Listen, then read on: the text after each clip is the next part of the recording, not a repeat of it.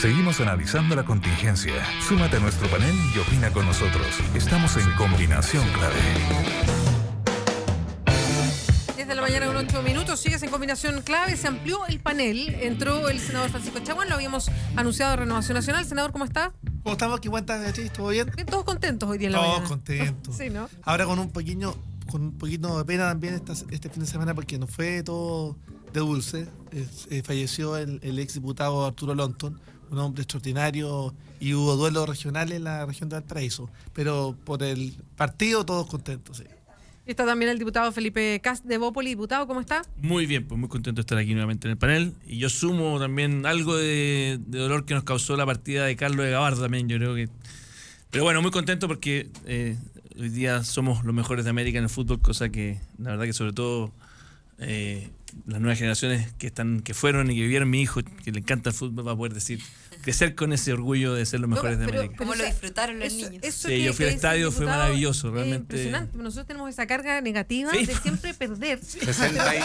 Oye, es como la Católica, que siempre salía segunda. Una carga terrible. 62 años de frustración cumplí yo. 62 años. Mira, de 99 que tiene la selección, que nunca había ganado un campeonato de la selección. Porque acordemos que fue un campeón de América, pero la selección de fútbol. Y tú tenías un dato tan divertido. El dato de la DIMARC que dice que el 49% de los chilenos creían que la Roja ganaría la Copa América. O sea, la mayoría no creía que íbamos a ganar. Claro, Entonces ahí está la desconfianza, llega hasta la Roja. No, pero es que el peso de la realidad es demasiado fuerte. Pero las nuevas Y generaciones... el gol en un minuto 90 en contra nuestra, como le pasó a Cobreloa. bueno, el fantasma del gol porque estuvo a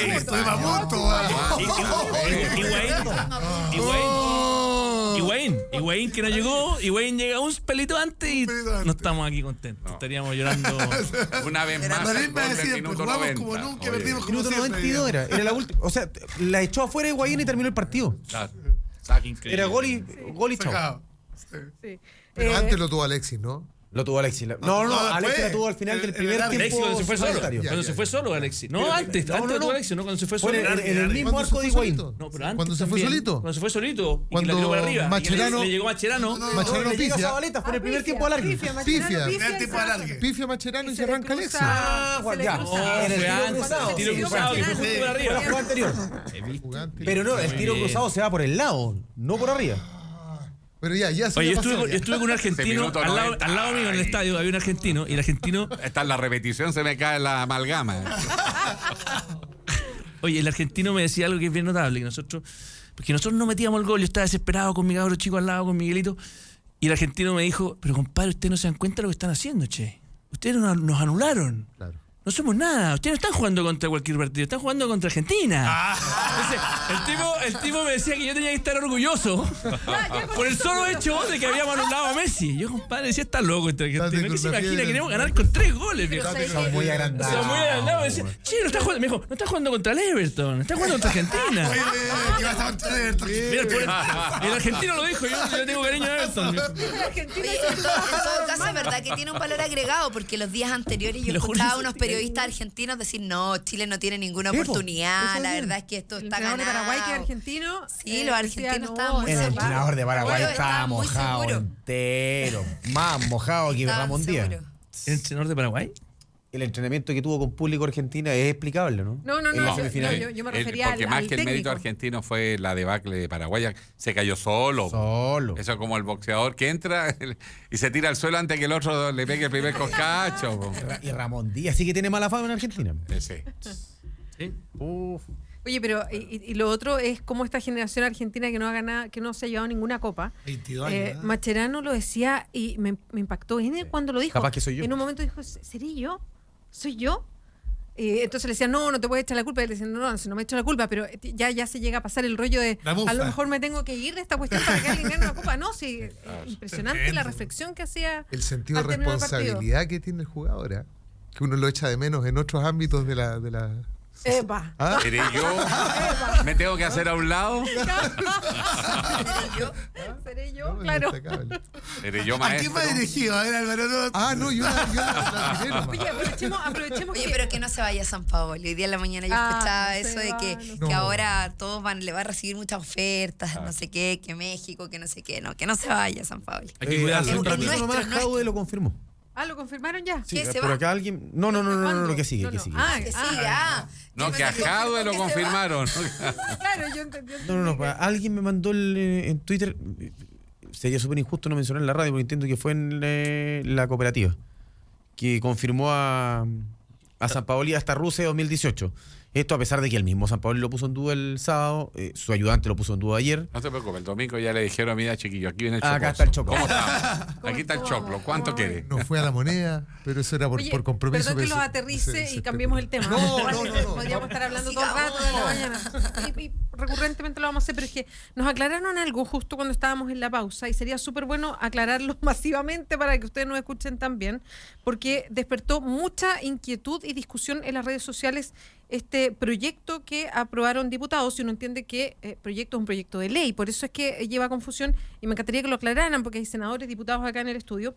Diputados aprueban proyecto que permite a pensionados hipotecar sus inmuebles para aumentar ingresos. ¿Qué es eso? ¿Es un proyecto de ley o otro tipo de proyecto? No es proyecto. Es un proyecto de resolución. ¿Qué significa eso, diputada? Un proyecto de resolución o de acuerdo son proyectos que presentan los parlamentarios con alguna firma y que es como una sugerencia que se le hace al Ejecutivo para implementar una determinada medida. Pero lo conversábamos acá con Felipe, que la verdad son proyectos que quedan muy en el aire, que no depende del Ejecutivo si lo toma o lo deja, habitualmente no los toman. No quiere decir que existe que es lo mismo que fue el proyecto de resolución que hizo Gabriel y Giorgio el otro día a propósito de poner urgencia al tema de la rebaja de la dieta. Son proyectos de resolución, no son leyes. Ahora, lo que marcan es una opinión política de la Cámara de Diputados respecto de determinados temas, y en algunos casos sirve, pero en otros casos la verdad es que terminan transformándose en cualquier cosa menos en medidas reales. A ver, contar un poco que la historia de los proyectos de acuerdo es muy distinta, porque recuerden que antes del 73 los proyectos de acuerdo tenían mucho valor. Recuerden que fue justamente un proyecto de acuerdo votado por la mayoría de la Cámara de Diputados, la que declaró justamente el quiebre de la legalidad del gobierno de Salvador Allende, y que fue puesto al margen de la Constitución. Se había puesto al margen de la Constitución. Estamos hablando de un proyecto de acuerdo que en ese entonces era muy distinto. Hoy día, básicamente, los proyectos de acuerdo se usan para el populismo parlamentario. Y lo que logramos hacer en el Senado para evitar esto es justamente que para poder ingresar un proyecto de acuerdo, para que se vote un proyecto de resolución, requiere la firma de 20 senadores. O sea, estamos hablando de más de la mitad de los senadores, para los efectos de evitar justamente este populismo que le hace mal también a la política. ¿Qué significa eso, populismo político? ¿Por qué estos proyectos son eso? Porque son muestras de voluntades, pero claramente son materias, la mayoría de esas que en los cuales los parlamentarios no tienen iniciativa legal. Hoy día todos los temas que requieren, esto es muy bueno aclararlo, todos los temas que requieren gasto fiscal son de iniciativa exclusiva de la Presidenta de la República. Lo que hace uno básicamente es pedirle que le ponga urgencia un proyecto o que se legisle en tal dirección. ¿Pero el Ejecutivo no los toma? No, lo voy a decir en Chile, ¿no los pesca? A ver, lo que hace el Ejecutivo es que informa. No, pero déjeme contar una pregunta y si una pregunta concreta. No. Pero Beatriz, es que déjame explicarte aún más, esto es aún más grave de lo que yo creo que han sido muy polite, ambos parlamentarios, muy elegantes en decirlo, pero esto realmente, sobre todo la Carol y yo que venimos entrando al Congreso, a mí me sorprende la práctica, porque todos los días votamos del orden de 4 proyectos de acuerdo que son humo. Nunca ha pasado nada con ninguno de ellos. Todos los días. Entonces, más encima tú llegas. Son cientos los que están listos. Son cientos de proyectos de acuerdo que los hace un diputado y dice, por ejemplo, yo quiero que el Transantiago sea gratis. Vamos, pum, para allá. Y se vota. Y tú dices, y los demás diputados que están ahí dicen, votan en contra, no, voy a llegar mal. Yo a favor. Entonces es una chacra. Y nunca, jamás, el ministro, porque no dan los recursos de nada, se habla a favor y en contra también. Pero nadie habla mucho en contra tampoco. Casi todos hablan a favor porque nadie quiere. Oye, y el amigo parlamentario dice vota a favor. Y lo que debiéramos hacer, estos proyectos de acuerdo, yo creo sí tienen que tener relevancia para decisiones políticas. O sea, por ejemplo, cuando tú votas un acuerdo, un tratado internacional con otro país, el Congreso vota el proyecto de acuerdo y eso tiene relevancia política. Cuando tú tienes opinión sobre qué es lo que está haciendo Venezuela, Cuba, otro país, es una cosa política. Pero el populismo, ¿cuándo aparece? Cuando tú dices, no, yo quiero cosas que significan gasto y los pido y digo, ven, aquí está mi proyecto y yo pedí que el Transantiago sea gratis. Y todo bravo. Este diputado se la juega con nosotros, cree que el Transantiago sea gratis. Y sabes que al final esa cuestión no sirve para nada. El gobierno ni siquiera tiene que responder. Puedes proponer sin consecuencias, digamos. Sí, es un saco sin fondo. Es un saco sin fondo. Pero siempre así. Esto no siempre así. Populismo. Yo quiero defender en un solo término. Cuando finalmente se logra hacer una cuestión seria. Se logra finalmente que hay un quórum importante de parlamentarios que vote un proyecto de acuerdo, que lo firme, que lo patrocine, y luego sea votado. Nosotros hemos logrado que algunos temas que hemos iniciado como proyectos de acuerdo se conviertan en ley. Pero para eso se requiere mucho más seriedad y para eso se requiere un procedimiento interno. En el Senado se reglamentó. No se puede llegar a la sala con un proyecto de acuerdo de 2 senadores. No, tiene que ser de 20 senadores. El Ejecutivo nos contesta. En materia, como bien decía Felipe, en tema que hizo relación con política exterior, finalmente se revisan además por la Comisión de Relaciones Exteriores para los efectos de evitar también generar poner conflicto al Ejecutivo. O sea, se ha ido generando una regulación en el Senado que esperamos que la Cámara también se pueda hacer en algún minuto. Ahora, proyectos de acuerdo como este no es aumentar más la desigualdad todavía, desigual hasta la muerte, digamos, porque no todos los pensionados tienen bienes a su nombre, no todos los pensionados pueden hipotecar una casa, digamos, y son contados con los dedos. Y aunque se hiciera, la hipoteca invertida es un instrumento financiero en virtud del cual un banco le puede prestar, o sea, ni siquiera es préstamo, a un mayor de 65 años. Eso, primer requisito, tiene que tener más de 65 años. Tiene que ser propietario de un bien inmueble. Exacto. Ok. El banco le pasa plata a esta persona y en virtud de, calcula la expectativa de vida que tiene, valoriza el inmueble, por supuesto, y acuerda entregarle una cierta cantidad de dinero mensual. Es decir, equivale más o menos a una renta vitalicia. La persona beneficiada, entre comillas, digamos, con este crédito que le entrega el banco, entrega su casa como garantía. No le tiene que devolver al banco mes a mes el crédito, más los intereses, etcétera, etcétera. No, sino que le pasa la renta de eso. Como una compra a largo plazo. Y esta deuda se salda al momento del fallecimiento de la persona. Al momento del fallecimiento de la persona, la deuda queda saldada con el inconveniente, ¿no es cierto?, muy entre comillas, de que el inmueble pasa a propiedad del banco. Que es un mecanismo que se usó hace 10 años atrás en España. Y que fracasó, obviamente, porque ¿qué es lo que pasa acá? Es un instrumento financiero, ¿por qué? Porque el banco se asegura una cartera de clientes, vale decir, las pensiones son miserables, efectivamente, no alcanzan. Los jubilados, los pensionados, contratan en estado de necesidad, suscriben este contrato con los bancos, que además lo tienen como instrumento financiero para aumentar el consumo, el consumo interno. Las propiedades pasan a propiedad del banco a final de cuentas. Los herederos que se van a quedar sin el inmueble, porque lo que hace es afectar la herencia, que se quedan sin inmueble, a su vez, como no han recibido nada, van a entrar también en la dinámica de pedir un crédito hipotecario para aspirar al sueño de la casa propia. La propiedad de la tierra, la propiedad de los inmuebles, va quedando en manos de las personas que no tienen la necesidad de contratar un crédito de esta naturaleza, digamos. Se concentra. Efectivamente, la gente, las familias con plata, no van a acceder a un crédito de esta naturaleza. Es decir, por dónde lo mires, digamos, Ahora, la propuesta que hace Verdugo, que es el autor de este proyecto de Germán Verdugo, de este proyecto de resolución o de acuerdo, es que esto pase a la famosa tía rica, digamos, o sea, que este acuerdo se pueda desarrollar con este organismo del Estado, que lo que permite es dejar que el inmueble, digamos, en prenda en función de obtener una cantidad de recursos. El tema es que si tú no pagas esos recursos en el tiempo que te establece, en este caso, esta dirección, lo que haces es perder finalmente el inmueble, que es distinto incluso, es más riesgoso a lo que tú estás diciendo. ¿Qué pasa al banco? Exacto, porque en este caso, por ejemplo, lo que estaba hablando Álvaro decía que es una situación que es a largo plazo, que la forma de pago es la muerte, en fin, el riesgo ahí es para los herederos, pero en este caso la persona puede llegar a quedarse sin su casa en la medida que no pague su deuda. Yo creo que es una propuesta bien poco seria, está muy poco desarrollada. De hecho, yo la verdad es que ni siquiera entendía muy bien cuál era la propuesta que tenían en ese momento cuando se votó el proyecto de resolución. Pero quiero decir algo respecto al proyecto de resolución que decía Felipe. Es verdad que no todos no llegan a ser reconocidos. Por ejemplo, yo presenté un proyecto de resolución una vez que era para crear, un proyecto de acuerdo, para crear, para devolver el Hospital JJ Aguirre a la red pública de salud.